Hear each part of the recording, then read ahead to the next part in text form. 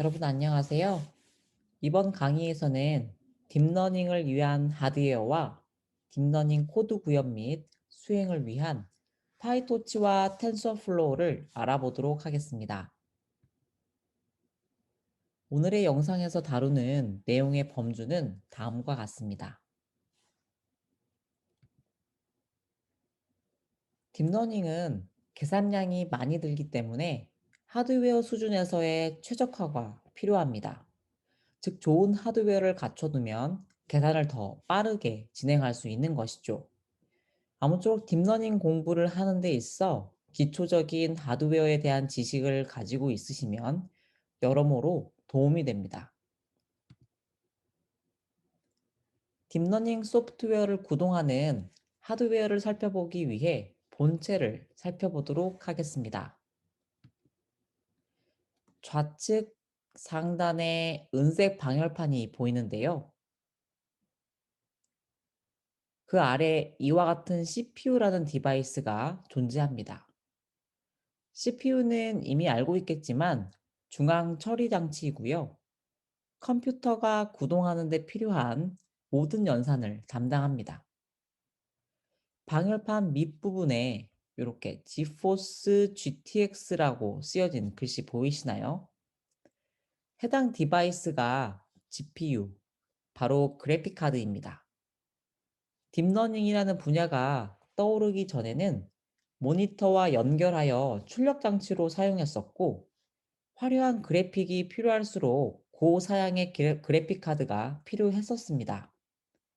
지금은 인공지능 연구 개발에 연산용으로 훨씬 많이 사용되고 있습니다.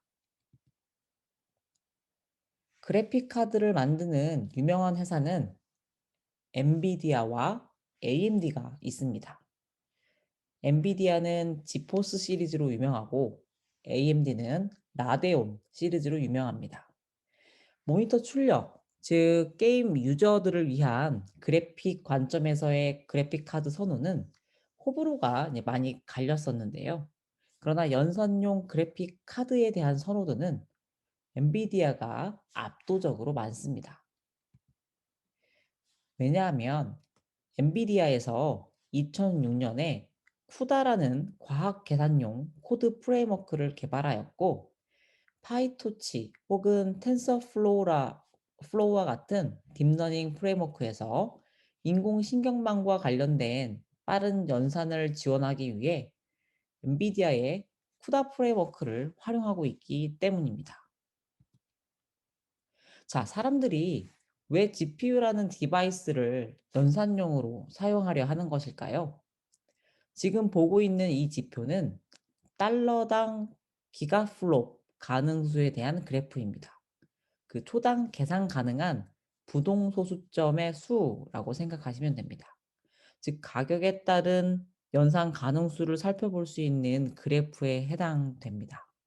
그래프를 살펴보면 CPU와 GPU 모두 시간이 지날수록 가격 대비 연산 가능량이 이렇게 조금씩이라도 늘고 있는 것을 볼 수 있습니다.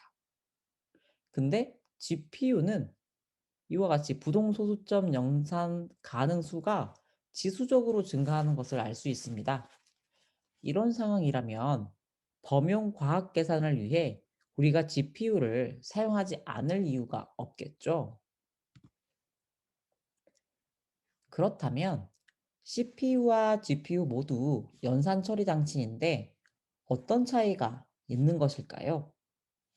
CPU는 다양한 기능을 소화할 수 있지만 소수의 코어가 탑재되어 있고, 메모리는 시스템에 탑재된 램을 사용합니다.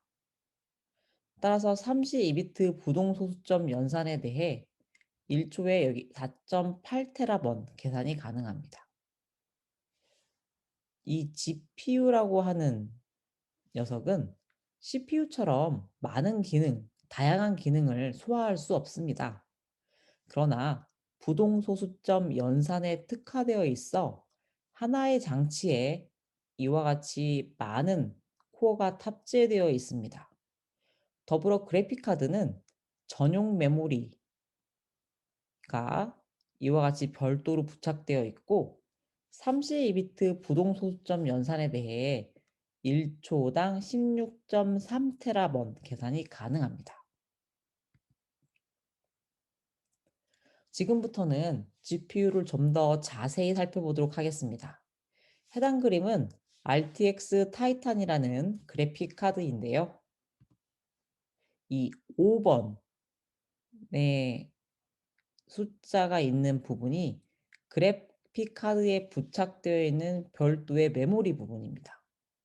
이 RTX 타이탄은 12기가짜리 메모리가 2기가짜리 메모리가 12개, 즉 24기가 메모리 모듈이 부착되어 있다고 합니다. 자, 3번이 바로 GPU 프로세서입니다. 내부에 4096개의 코어가 집적되어 있다고 합니다.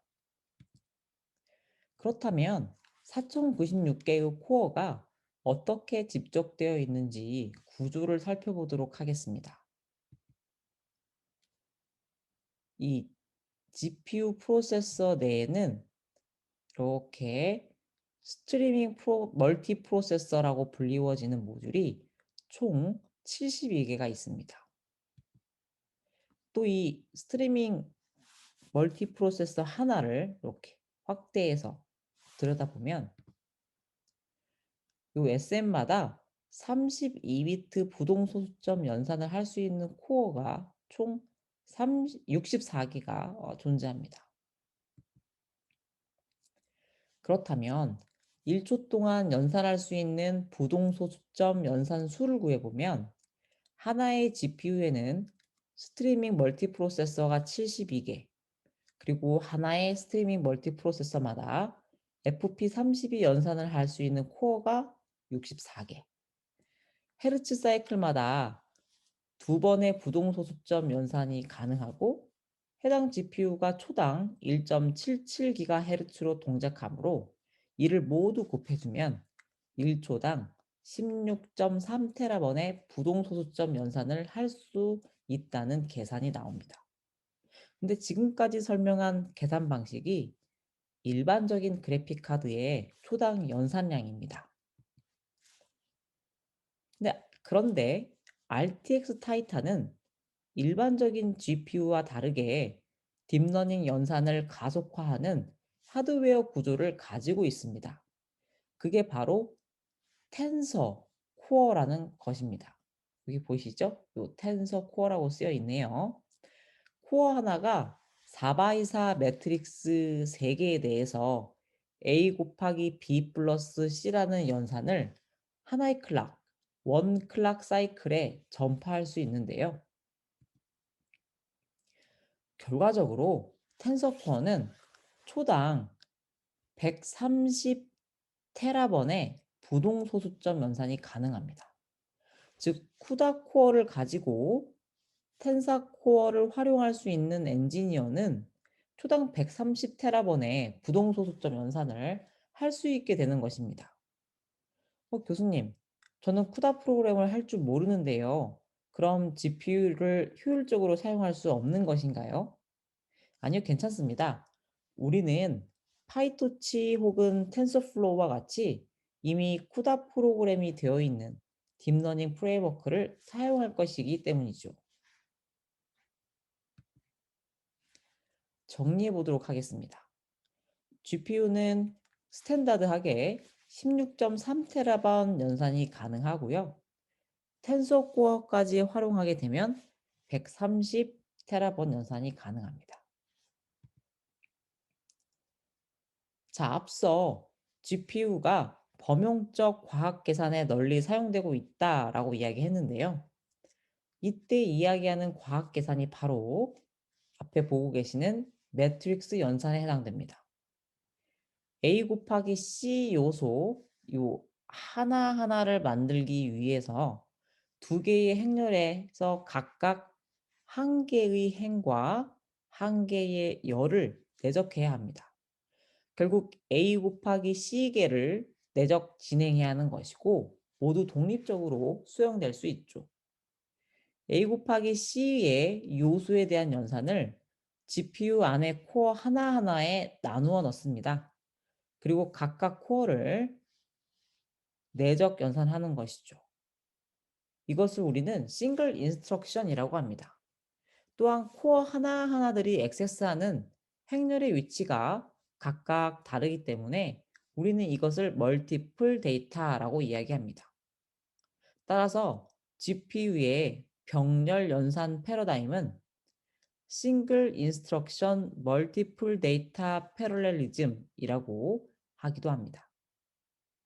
자, 그럼 우리가 이런 행렬 연산을 위해 GPU에게 일일이 어떤 코어에 어떤 데이터를 로드하고 어떤 코어의 결과를 이렇게 저장해라 라는 등의 명령을 직접 내려야 하는 것일까요?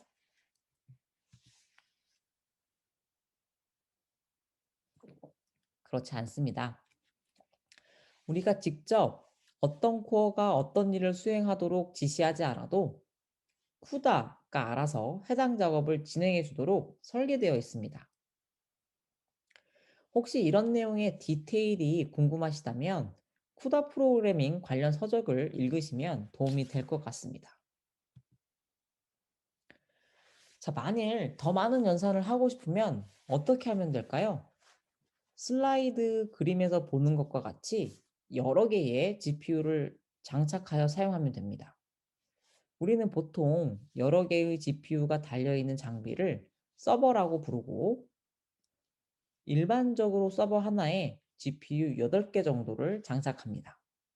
물론 데이터 센터에는 이런 서버들이 많이 있고요. 여러 대의 서버를 모아서 GPU 클러스터라고 부릅니다. 이렇게 GPU 클러스터는 하나의 태스크를 수행하기 위해 어떤 일을 어떤 서버, 어떤 GPU에 할당하는 것이 가장 효율적인지 스케줄링이 필요하며 이런 스케줄링 문제는 딥러닝 엔지니어의 중요한 문제입니다. 그런데 우리는 이런 스케줄링과 관련된 부분도 신경 쓰지 않고 파이토치 혹은 텐서플로우 라이브러리에서 지원해주는 기본적인 스케줄러를 사용할 예정입니다. GPU 말고도 딥러닝을 가속하기 위한 장치가 하나 더 있는데요. 그것은 바로 구글에서 만든 TPU입니다. 이것은 매트릭스 멀티플리케이션을 빠르게 하기 위한 하드웨어입니다. 엔비디아의 텐서 코어처럼 믹스드 프리시전을 수행함으로써 연산을 빠르게 수행한다고 합니다.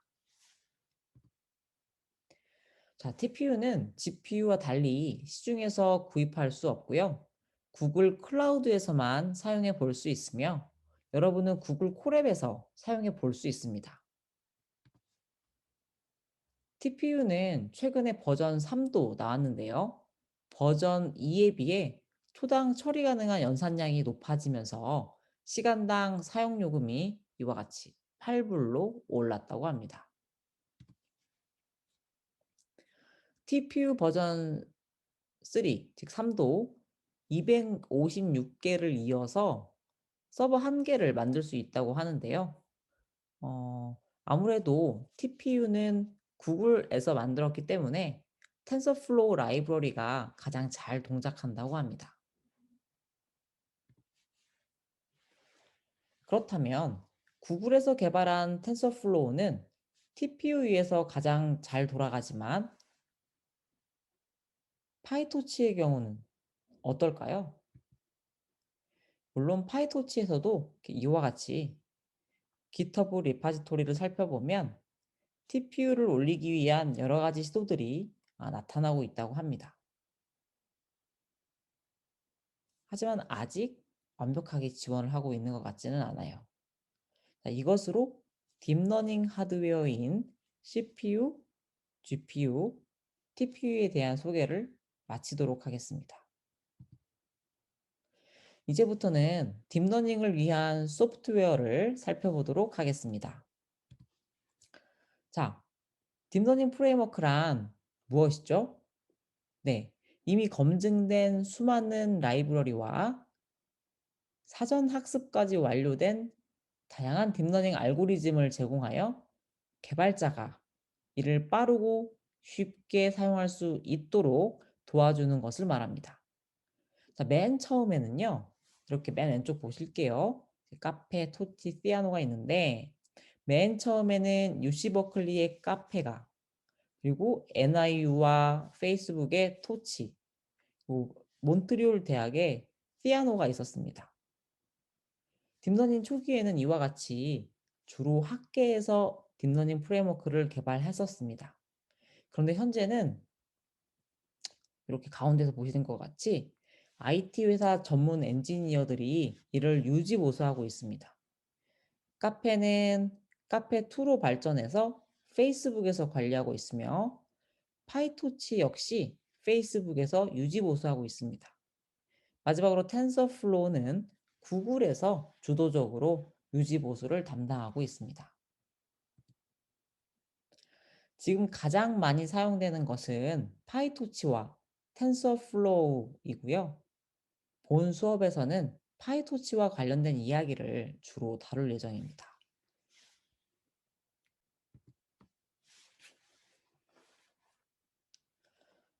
해당 그림은 여러분들이 이미 배웠던 컴퓨테이셔널 그래프입니다.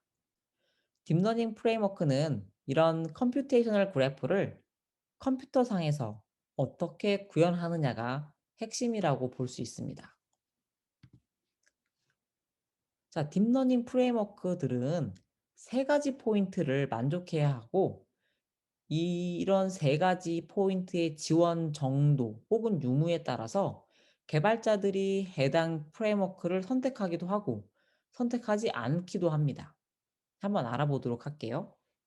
첫 번째는 딥러닝 프레임워크를 통해 새로운 아이디어를 빨리 구현할 수 있고 오류도 빨리 찾아낼 수 있도록 디버깅 역시 지원이 수월해야 합니다. 두 번째, 그레디언트를 자동으로 계산해 줘야 합니다. 아무래도 컴퓨테이셔널 그래프를 직접 그리고 하나하나 백워드 패스에 대한 정의를 하기가 쉽지 않다 보니 딥러닝 프레임워크가 자동적으로 백워드 패스를 계산해 주게 되면 개발자들의 개발 속도가 크게 향상될 겁니다. 세 번째, GPU를 알아서 효율적으로 할당시키는 작업을 해줘야 합니다. 자, 이렇게 과거 딥러닝 프레임워크가 존재하지 않을 때는 개발자가 앞에서 지적했던 세 가지 포인트를 모두 직접 해결해야 했기 때문에 딥러닝 알고리즘을 테스트하는 과정이 매우 험난했습니다. 그런데 최근 만들어진 파이토치나 텐서플로우는 앞서 설명한 세 가지 포인트를 모두 지원하고 있기 때문에 많은 연구자들의 사랑을 받고 있습니다.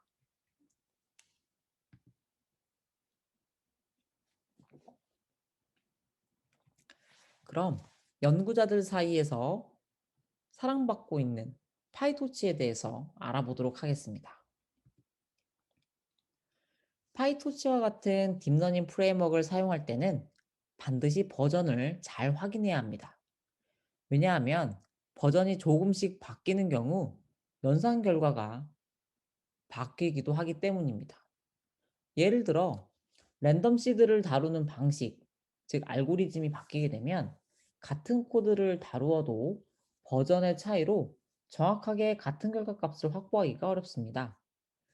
이렇게 특히 이 0점대에서 1.4, 1.0으로 바뀌는 앞자리 메이저 번호가 바뀌는 버전의 앞 번호가 바뀌는 메이저 체인지의 경우는 많은 업데이트가 이루어지기 때문에 그 해당 내용들을 더욱 잘 살펴보아야 합니다. 파이토치의 핵심 컨셉이자 최대 장점 세 가지를 알아보도록 하겠습니다. 첫 번째 장점은 이 텐서입니다. 텐서는 넘파이 어레이와 비슷하지만 GPU 상에서 바로 연산이 가능하다는 장점이 있습니다. 두 번째 장점인 오토그라드는 파이토치가 알아서 컴퓨테이셔널 그래프를 추적하며 백프로파게이션을 자동으로 해주는 기능입니다. 즉 미분 계산을 자동으로 해주는 아주 편리한 기능이죠. 세 번째 장점은 모듈화입니다. 뉴럴 네트워크 레이어 모듈화를 통해 인공신경망 레이어 하나씩 하나씩을 간편하게 쌓을 수 있습니다. 그럼 파이토치의 핵심 컨셉 첫 번째인 텐서에 대해 더욱 자세히 알아보도록 하겠습니다. 지금 보고 계시는 이 오른쪽 예시는 투레이어 풀리 커넥티드 뉴럴 네트워크에 ReLU 액티베이션을 얹은 예시입니다. 이 초기화 단계에서는 데이터 이 X와 Y를 이렇게 랜덤하게 만들어 줍니다. 그리고 러너블 파라미터인 W1과 W2도 학습 단계에서 그레디언트 디센트를 사용하여 업데이트 되기 이전에 이렇게 초기 값을 설정해 줍니다. 그러니까 보통 이 포룹 돌기 이전에 모든 데이터 X, Y, 러너블 파라미터 W1, W2를 초기 설정해 준다라고 생각하면 될 것 같습니다. 다음으로 포워드 패스 단계에서는 먼저 모델 예측 값을 구한 후 이렇게 y 프레드인 모델 예측 값을 구한 후 로스 값을 구합니다. 다음 백워드 패스 단계에서는 컴퓨테이셔널 그래프를 기반으로 요 그레디언트 구하는 과정을 직접 프로그래밍합니다. 그리고 마지막으로 업데이트 단계에서는 러닝 레이트와 계산된 그레디언트의 곱으로 W1과 W2를 갱신하게 됩니다.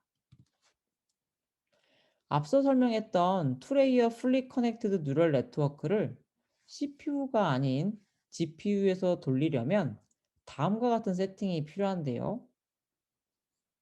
토치점 디바이스를 CPU가 아닌 쿠다로 설정하는 겁니다. 앞에서는 이 부분이 CPU였습니다. 다시 한번 확인해 볼까요? 짠! 어때요? 토치점 디바이스 안에 CPU가 들어가 있죠? 이를 쿠다로 설정하면 내가 모든 연산을 GPU에서 수행하겠다라는 뜻입니다. 자, 근데 만일 GPU가 여러 대라면 번호를 명시적으로 사용할 수가 있습니다. 이와 같이 쿠다 땡땡 0의 0이 내가 0번 GPU를 사용하겠다라는 것을 의미하는 것이죠. 즉 이런 설정을 통해서 X 이렇게 보면은 X 뒤에 디바이스가 이렇게 들어가게 되죠.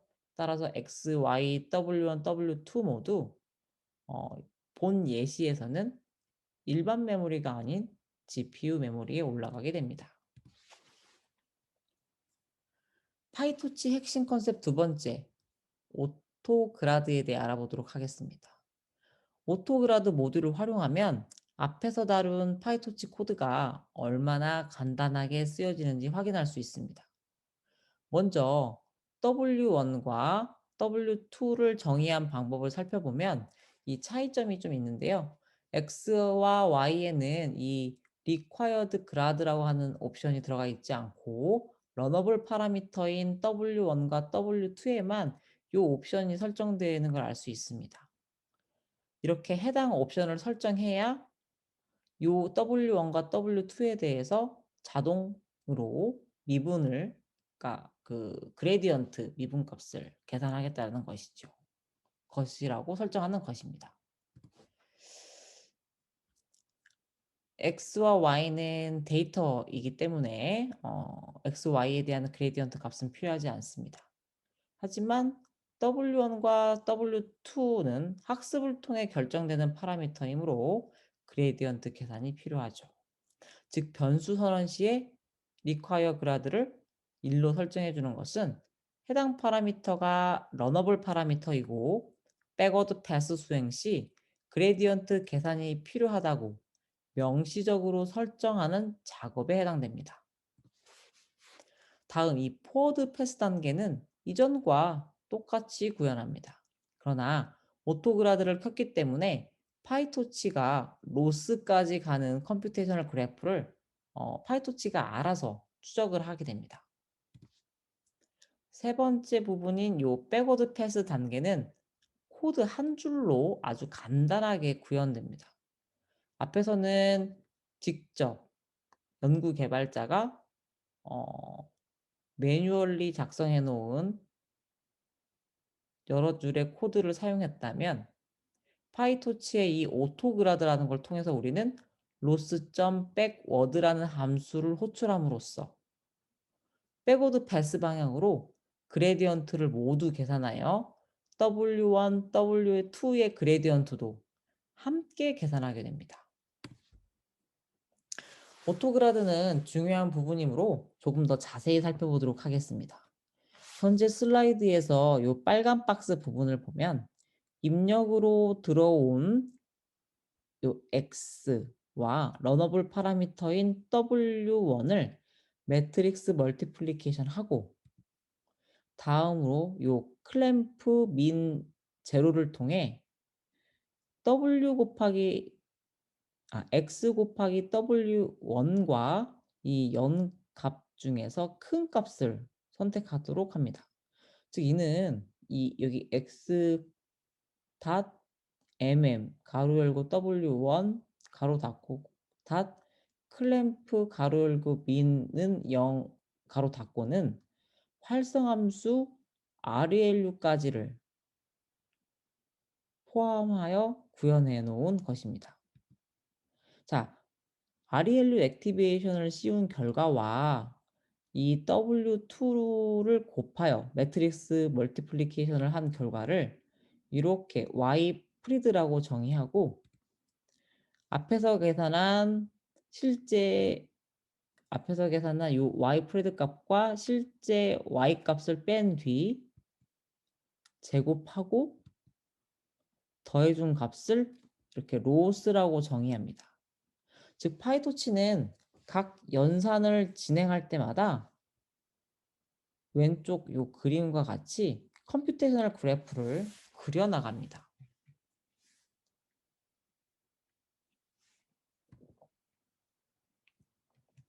그리고 나서 로스점 백워드라고 하는 함수를 만나면 파이토치가 학습 변수인 W1과 W2까지 이렇게 가는 경로를 탐색하고, 이 가는 경로를 따라서 백프로파게이션을 수행합니다. 로스점 백워드 코스를 실행한 결과 W1, W2에 대한 그레디언트 결과는 각각 이 W1점 그라드와 W2점 그라드에 저장됩니다. 그리고 백워드 패스가 끝나면 다음번 이터레이션 반복을 위해 기존 컴퓨테이셔널 그래프가 지워지게 됩니다. 여기서 이 컴퓨테이셔널 그래프가 지워진다는 사실은 반드시 기억해 주시기 바랍니다. 이 저장된 W1.grad와 W2.grad를 이용해서 결국에는 이 W1과 W2가 업데이트 되고요. 마지막으로 모든 러너블 파라미터에 대해서 요 제로 언더바라는 함수를 통해 해당 오브젝트에 저장된 값들을 모두 초기화해 줍니다. 만약 저장된 값들을 0으로 초기화해 주지 않으면 이전엔 이터레이션에서 계산했던 그레디언트가 남아서 계속 값이 누적되므로 반드시 초기화가 진행되어야 합니다. 참고로 여기 with 토치.noGrad로 이렇게 묶여 있는 코드들은 파이토치가 컴퓨테이셔널 그래프로 추적하지 않습니다. 요 뜻이 noGrad라는 뜻이 바로 추적하지 말라는 뜻인데요. 즉 SGD 업데이트 단계에서는 컴퓨테이셔널 그래프가 필요하지 않기 때문에 토치.noGrad를 설정하게 됩니다. 자, 파이썬 펑션을 통해 요 직접 구현한 수학 수식 시그모이드도 오토그라드를 통해서 그레디언트를 구하는 것에 사용할 수 있습니다. 예를 들어서 이 시그모이드 펑션을 직접 구현하면 이렇게 왼쪽과 같은데요. 이는 직접 구현한 시그모이드 펑션에 대한 컴퓨테이셔널 그래프도 파이토치가 내부적으로 그려낼 수 있다는 것을 의미합니다. 즉 컴퓨테이셔널 그래프가 그려졌기 때문에 포워드 패스 계산이 끝나면 자동으로 백프로파게이션도 역순으로 알아서 진행하게 되겠죠. 지금 이 코드 내에서는 보고 있다시피 시그모이드에 대한 포워드식만 있을 뿐 백워드식은 존재하지 않습니다. 알아서 요 로스점 백워드라고 하는 함수를 호출했을 때 자동으로 백프로파게이션이 진행되게 되는 것이죠. 근데 전에 살펴보았듯이 이 시그모이드 펑션의 미분 결과는 이와 같습니다. 자, 시그모이드의 미분은 1 시그모이드 곱하기 자기 자신이죠. 즉, 파이토치에게 우리는 더 간단한 미분법을 알려주기 위해서 시그모이드 펑션에 대한 미분식을 코드로 직접 구현해 줄 수 있습니다. 여기 보면 이렇게 시그모이드 클래스 안에 포워드가 있고 백워드가 있는 거를 볼 수 있어요. 즉 연산 함수 구현 시 개발자가 포워드 연산과 백워드 연산까지 코드로 구현해 놓으면 백프로파게이션을 진행할 때 파이토치가 컴퓨테이셔널 그래프를 역순으로 따라가지 않고 펑션에 구현된 이 백워드 방법대로 그레디언트를 계산하게 됩니다. 따라서 위의 슬라이드 예시에 따르면 시그모이드는 더 간단하게 미분을 구할 수 있게 되는 것입니다. 자, 파이토치의 핵심 컨셉 세 번째인 모듈에 대해서 알아보도록 하겠습니다. 파이토치를 활용하면 레고 블록을 쌓듯이 토치.nm 모듈을 사용하여 인공신경망 레이어를 코드로 쉽게 작성할 수 있습니다. 이 명시적으로 코드를 통해 레이어를 쌓은 블럭이 눈에 보이십니까? 즉 정의하는 과정을 하나의 모델로 묶기 위해 nn.sequential을 선언하였고 그 안에 nn.linear, nn.relu 또 다시 nn.linear를 차례대로 선언함으로써 투레이어 풀리 커넥티드 뉴럴 네트워크 모델을 완성하게 됩니다. 이렇게 토치.nn을 사용하면 앞선 코드들처럼 별도의 W1과 W2를 정의할 필요가 없습니다. 즉 파이토치가 알아서 텐서를 정의하기 때문이죠. 그러면 포워드 패스는 어떻게 변했을까요? 빨간 박스 보이세요? 어때요? 매우 간단해졌죠? 모델에 입력 X를 집어넣은 모습입니다. 자, 다음으로 예측 값과 실제 값을 비교하여 로스 값을 직접 계산했던 거 기억하시죠? 토치에서는 토치.nn.functional 내에서 지원하는 다양한 로스 모듈을 활용하여 쉽게 로스를 계산할 수 있습니다. 앞서 사용했던 로스는 MSE 로스였고 지금은 파이토치에 구현이 되어 있는 이렇게 nn.functional MSE 로스를 호출하여 계산하도록 합니다. 파이토치는 지금까지 코드로 구현한 모든 내용을 이해하고 컴퓨테이셔널 그래프를 그릴 수 있습니다. 따라서 빨간 박스처럼 백워드를 호출을 하는 경우 파이토치는 정의한 모델 오브젝트 내에 러너블 파라미터의 그레디언트를 구하게 됩니다. 어떻게 보면 여기 모델 안에 들어가 있는 러너블 파라미터를 모두 그레디언트를 구하게 되는 것이겠죠. 하지만 업데이트 코드는 여전히 필요합니다. 이 마지막 부분인데요. 빨간 박스 부분처럼 파라미터의 그레디언트 값을 통해 업데이트를 해주고 그레디언트 저장 공간을 초기화합니다. 이렇게 제로그라드가 바로 그 부분이에요. 여기까지가 이제 파이토치 프레임워크를 이용해서 로우 레벨 코드를 하이 레벨로 변경하여 쉽게 프로그래밍 하는 법을 알아보았습니다.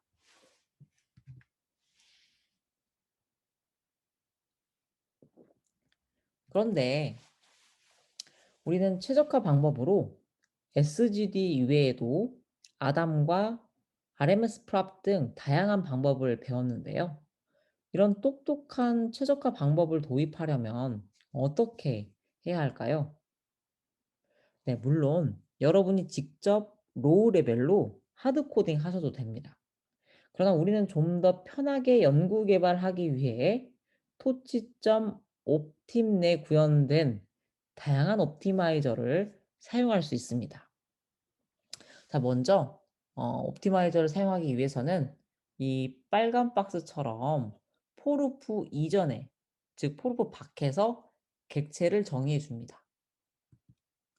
그리고 미리 정의한 옵티마이저를 이용해서 루프 내에서 이렇게 웨이트를 업데이트한 후 제로 그라드를 통해 그레디언트 저장소 초기화를 진행합니다.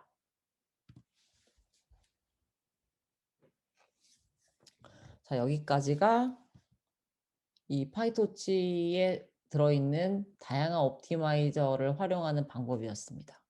자, 그리고 이제부터는 또 모듈을 커스터마이징 모듈을 정의하는 방법에 대해서 얘기해 보도록 하겠습니다.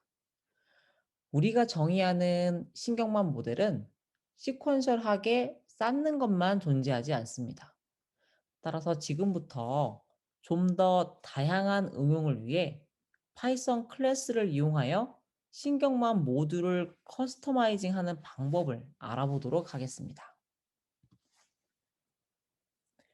이 클래스 내의 init은 처음 정의할 때 호출이 되는 함수이기 때문에 일반적으로 모델의 파라미터 초기값 설정을 이곳에서 진행합니다. 즉 이 투 레이어 넷이라고 하는 인스턴스 혹은 객체를 생성하자마자 이 init이라고 하는 함수는 자동으로 호출이 된다는 뜻이죠. 모델 클래스에서 또 중요한 것은 이렇게 포워드를 정의하는 것입니다. 즉 init 그리고 포워드. 이때 여러분이 직접 텐서 오퍼레이션으로 코드를 작성하거나 혹은 토치.nn에서 가져온 모듈을 통해 코드를 작성하셔도 무방합니다. 지금 이 부분은 텐서 오퍼레이션을 가지고서 코드를 로우 레벨로 작성해 놓은 것이고요. 결국 요 투 레이어 네트워크라는 모듈은 여기 보실까요? 어디 있을까요? 아, 여기 있네요. 결국 투 레이어 넷을 모델이라고 하는 객체를 생성하고 모델에 결국 x를 집어넣고 있기 때문에 결국 투 레이어 넷이라는 모듈은 입력으로 x를 넣었을 때 이렇게 포워드 패스에 의해서 y 포리드를 출력으로 반환하는 역할을 합니다. 이렇게 클래스로 정의한 모델은 일반적으로 이렇게 변수를 생성하듯이 클래스 인스턴스 생성 후에 호출해서 사용하시면 됩니다. 다음은 클래스를 이용하여 패러럴 블락을 컴포넌트로 만들고 모델 생성 시에 패러럴 블락을 쌓는 형태에 대해서 알아보도록 하겠습니다.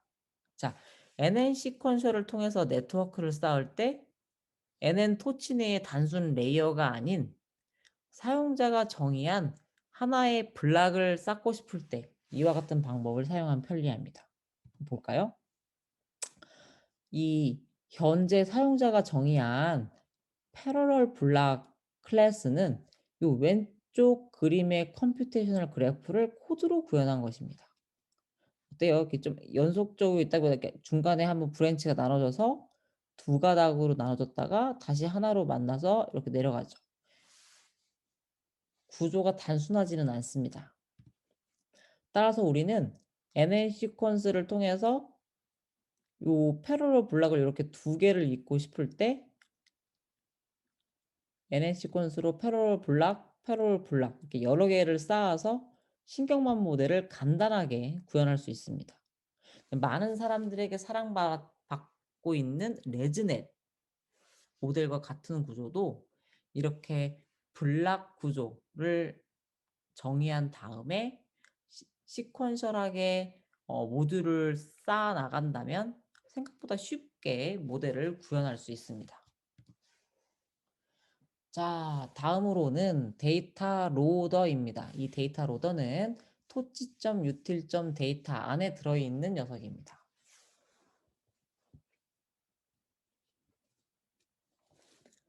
파이토치에서 제공하는 데이터 로더를 임포트하고 사용하면 주어진 데이터셋에서 미니 배치를 뽑아낼 수 있고 또 데이터를 셔플링할 때 사용할 수 있고 여러 스레드에 동시에 데이터를 보급할 때 사용할 수 있습니다.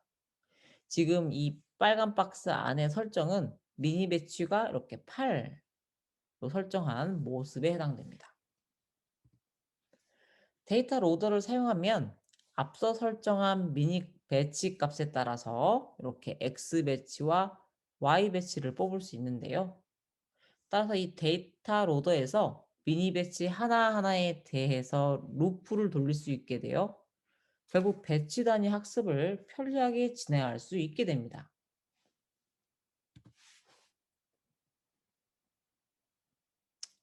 파이토치 내에는 이렇게 비전 라이브러리인 토치 비전이 있습니다. 해당 라이브러리는 이렇게 알렉스넷, VGG16, 레즈넷 101과 같은 컴퓨터 비전 분야의 유명한 아주 유명한 모델들을 이미지넷과 같은 데이터셋에 학습시킨 후 사전 학습 모델들을 쉽게 다운받아서 사용할 수 있도록 지원해주는 라이브러리입니다.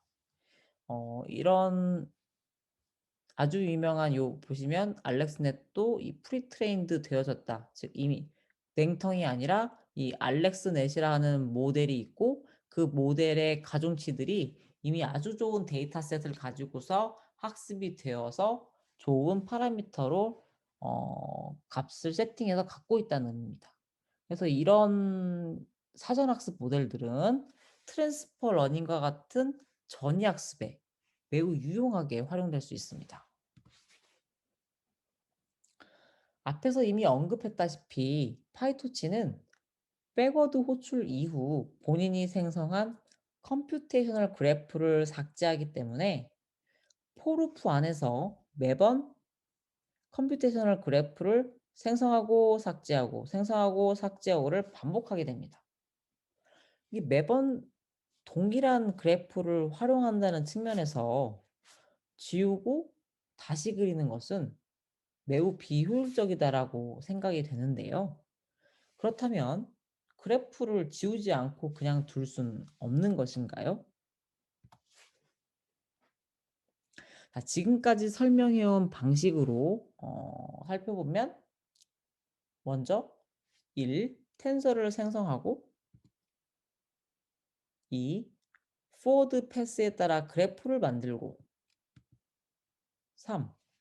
모델 예측 결과와 실제 값을 비교하여 로스를 계산하고 4.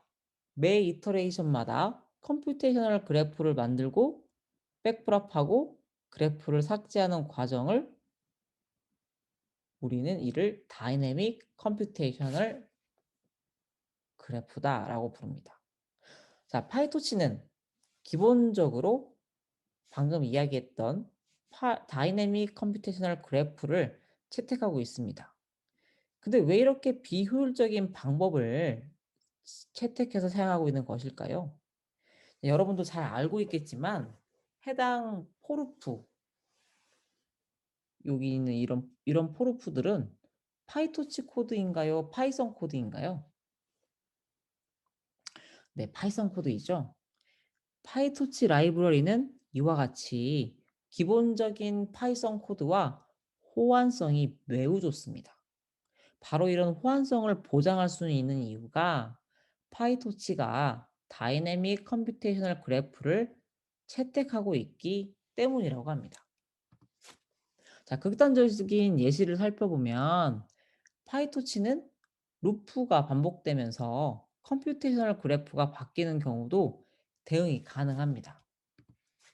실제로 이 코드 루프, 자, 이게 여기 코드 포 루프 안에 if else 구분을 살펴보면 러너블 파라미터가 어떤 조건을 따르냐에 따라서 컴퓨테이셔널 그래프가 달라지는 것을 볼 수 있습니다.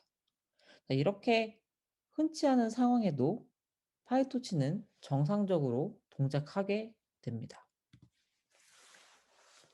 하지만 파이토치라고 해서 이런 비효율적인 방식만 지원하는 것은 아닙니다. 매번 지우고 다시 그리는 시간을 절약하고 빠른 성능을 지원하기 위해 역시나 파이토치는 스태틱 컴퓨테이셔널 그래프를 제공합니다. 자, 이는 이렇게 빌드 그래프라는 함수를 통해 미리 만들어둔 그래프를 재사용하는 방식을 사용해서 해결할 수도 있고요. 또 다른 방식으로는 스태틱 그래프를 사용하는 또 다른 방식으로는 이 JIT을 활용하는 것이 있습니다. 따라서 해당 기능은 모델을 미리 컴파일하고 JIT 스크립트를 통해서 모델을 로드하여 루프 내에서 매 이터레이션마다 계속 재사용하는 것이죠. 자, 내부적으로는 어떻게 동작하는지의 여부는 본 수업의 범주를 벗어나기 때문에 이 짓에 대해서 자세히 다루지 않겠습니다. 혹시 궁금한 학생들은 직접 공부해 보시는 것도 좋을 것 같습니다. 자, 우리가 미리 정의해둔 스태틱 컴퓨테이셔널 그래프를 사용하는 방법은 이렇게 빨간 박스와 같이 이렇게 토치지 스크립트로 만들어진 모델의 인스턴스인 그래프를 가지고서 한 줄로 호출해서 사용하면 됩니다. 즉 이와 같이 관련된 모든 파라미터를 입력으로 설정하면 스태틱 그래프는 로스 값을 한 번에 계산해서 주게 됩니다. 자, 앞의 경우는 이미 이 JIT 스크립트를 통해서 그러니까 미리 컴파일이 되어져 있는 모델이 존재하는 경우이고요. 만약 모델을 미리 컴파일해 둔 상황이 아니라면 우리는 이 코드 상단에 골뱅이 토치 JIT 스크립트라는 어노테이션 기능을 통해서 이렇게 파이토치 스스로 모델을 컴파일하여 해당 모델을 스태틱 그래프로 사용하는 것이 가능하다고 합니다.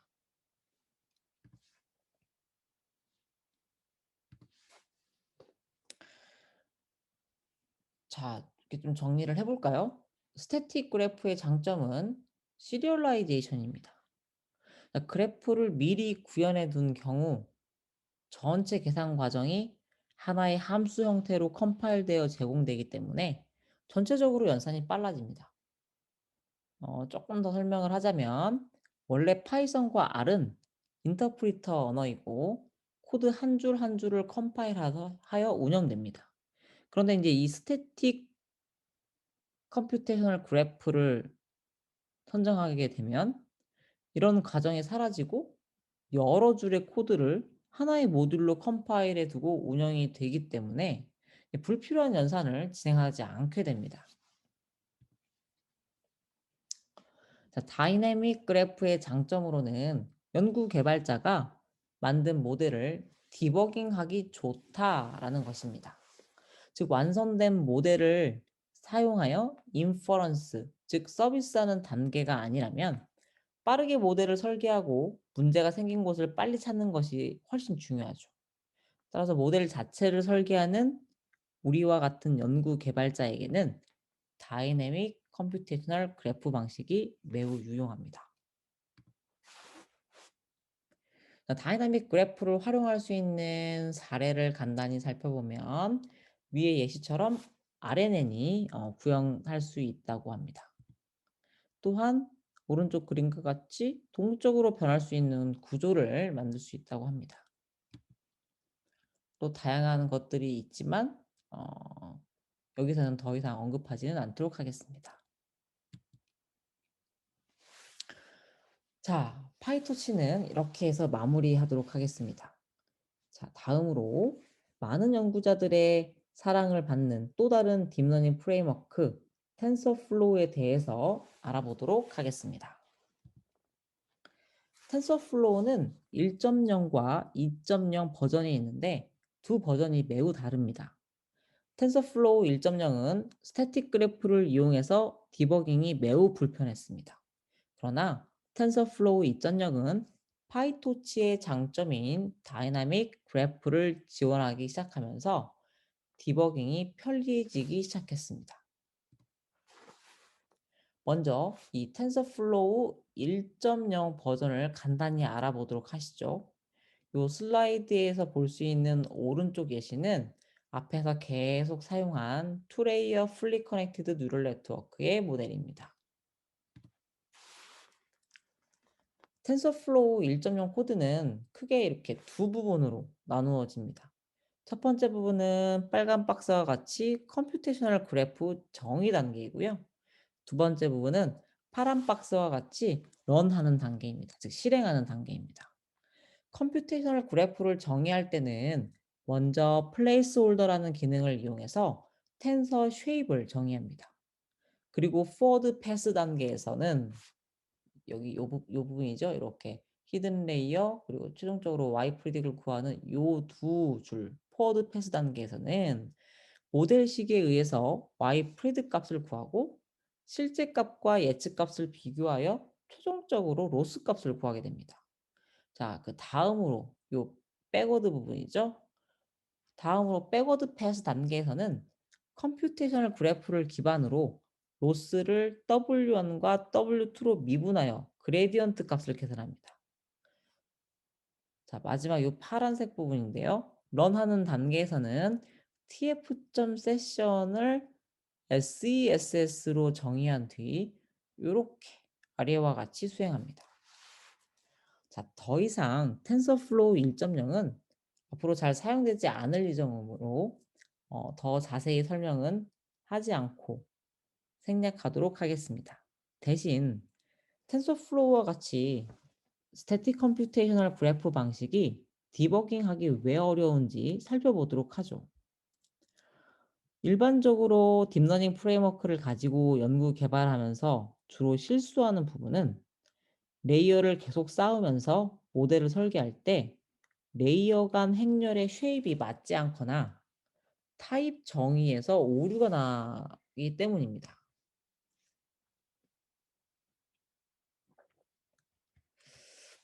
그런데 이러한 에러가 발생했는지 확인하기 위해서 반드시 이 파란색 부분이 실행되어야 합니다.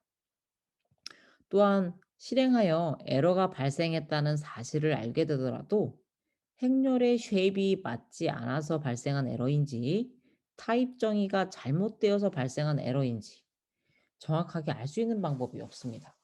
즉 컴퓨테이셔널 그래프에 어디에서 오류가 발생했는지 알 수가 없습니다. 즉 1.0 시절에는 디버깅이 불편하다는 의견이 많았고 2.0으로 넘어오면서 여러 가지 면에서 텐서플로우가 파이토치와 비슷하게 된 것 같습니다.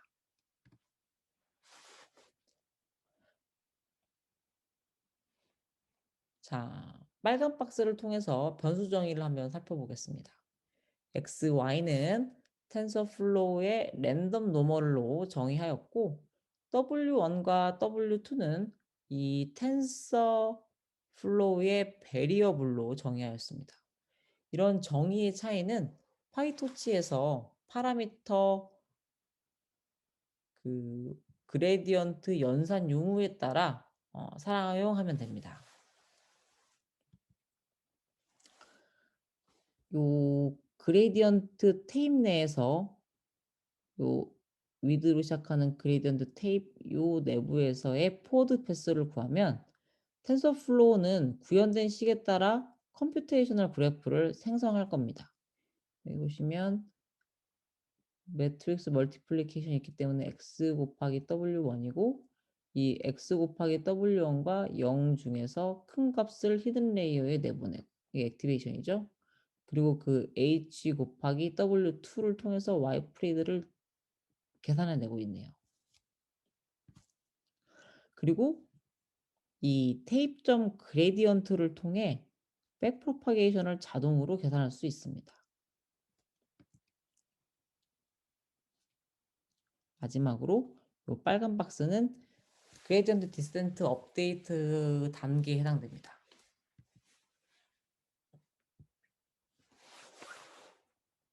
자, 왼쪽에 있는 게 텐서플로우 1.0이고 오른쪽에 있는 예시가 텐서플로우 2.0입니다. 같은 투레이어 풀리 커넥티드 뉴럴 네트워크 모델을 설계하는 방식이고요. 잘 살펴보시면 어떤 차이가 있는지 보이실 거고 텐서플로우 2.0은 확실히 파이토치와 매우 유사하다는 것을 확인할 수 있을 겁니다. 자, 그럼 텐서플로우는 스태틱 그래프를 어떻게 정의할 수 있을까요? 맨 위에 여기 tf 펑션의 어노테이팅을 통해서 그리고 요 with 내의 forward pass 정의 그리고 요 backward pass 정의 그리고 파라미터 업데이트까지 모든 과정을 하나의 펑션으로 정의하여 사용합니다. 그런데 텐서플로우 2.0의 스태틱 그래프 부분은 파이토치의 스태틱 그래프 정의 부분과 약간 다른데요. 텐서플로우 2.0의 경우는 포워드뿐만 아니라 백워드와 그레디언트 업데이트 부분까지 반드시 포함하게 됩니다. 마지막으로 스태틱 그래프 사용법은 학습 과정 전체를 담고 있는 스텝 함수를 이렇게 컴페어한 후 포루프 구문, 요 포 구문 내에서 스텝 함수를 호출하여 사용합니다.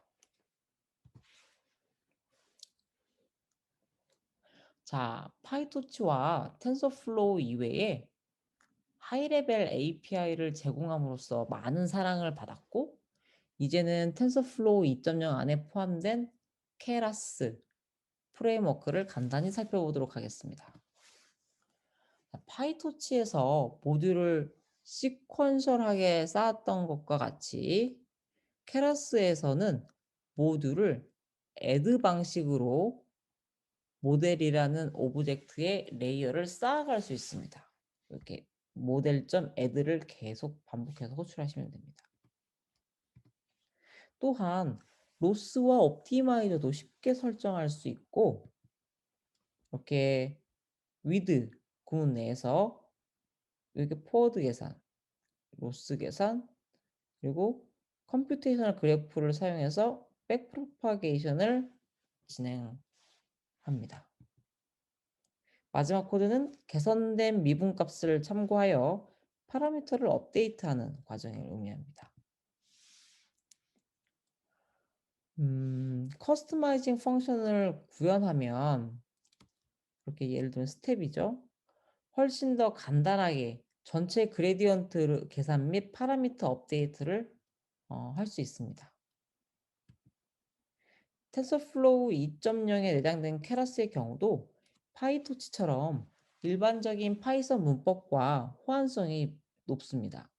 따라서 슬라이드 예시처럼 스텝이라는 함수를 별도로 정의함으로써 for 루프를 간단히 작성할 수 있게 됩니다.